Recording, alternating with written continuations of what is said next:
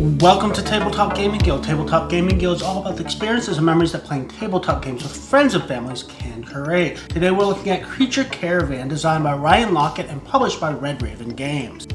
In this game you'll be rolling dice to determine what actions are available to you, to try to gather resources, play cards, and move across the map. With that said, this is the Kickstarter version, so these are the deluxe components, and the deck is slightly larger than it will be for the retail because it comes with a built-in expansion. If you have the retail version, these fancy components are going to be punchboard components.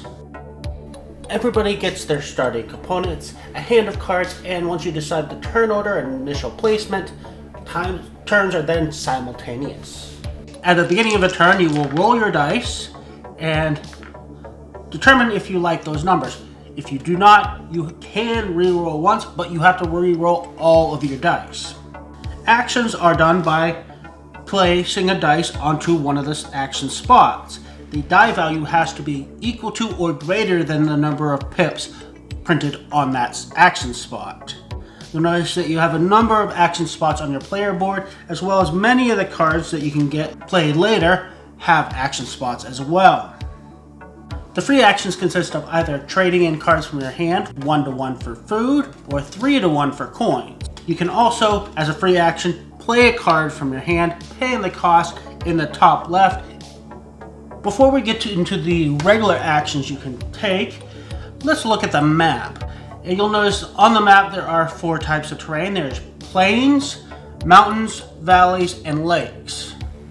As you get new cards down, you'll improve your ability to travel on specific terrains.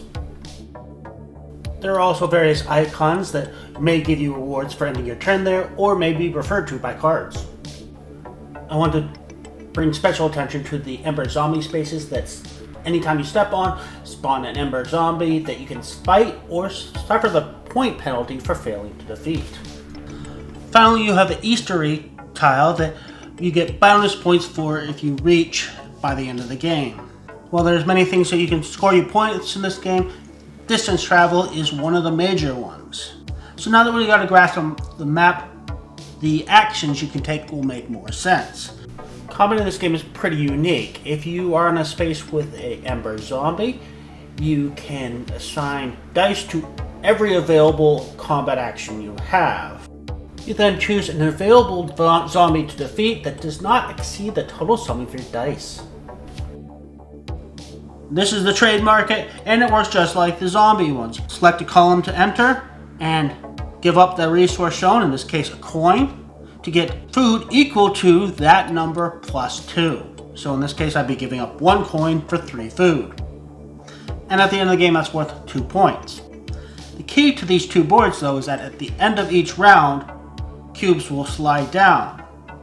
As soon as this cube reaches the bottom of any column, that column is shut out from all other players. So there are 2 things that can preclude you from putting in a specific column. If you already have one of your own cubes in that space, or some other player's cube has reached the bottom. You'll also have actions to allow you to gain new cards as well as various resources. Finally, you have your basic movements that allow you to move through grasslands or any terrain. You may notice that really limits your movement, which is where cards can become very important because there are many cards that give you movement. Cards may give you special abilities, extra dice, extra resources, or extra actions. But always keep in mind the cost of the card and the point values. This is a -6, so it's free and really powerful, but you're losing 6 points to play it. Some cards have modifiers to the point value, such as this one that's -5 unless you have 4 or more nocturnal cards, so that you look at the keywords above the name of the creature. And some cards will have cost modification. The other thing to bear in mind that while playing creatures is a free action, so therefore it doesn't cost you a die and can be done at any time, there is a cap of 12 cards that you can play. So once you have your 12 card tableau, unless you have some card that modifies that rule, you can never play another card.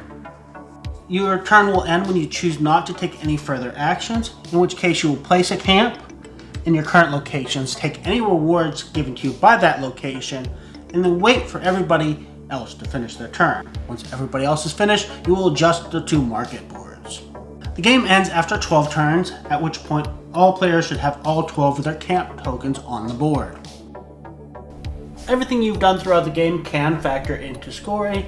The biggest ones are distance traveled, Ember Zombies defeated, market actions taken, points on cards, and treasure tokens. But don't forget to subtract points for undefeated zombies. I did mention that there is a small expansion included in the Kickstarter edition, and that gives you items that can be equipped to creatures. These items do not count towards your 12 creature maximum, but each creature can only be equipped with 1 item, and the creature must satisfy the requirements, so they must have the keyword listed under the requirements of that item. As for my thoughts of Creature Caravan, the 12 creature limit kind of reminded me of Everdell in that it forced you to really think critically, especially towards the later part of the game, of whether playing this creature really is worth it and adds many points to your tableau.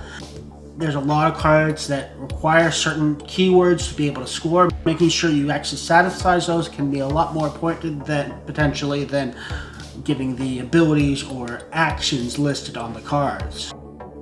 Pathing out your movement was pretty interesting, especially as you develop your ability to move through various cards.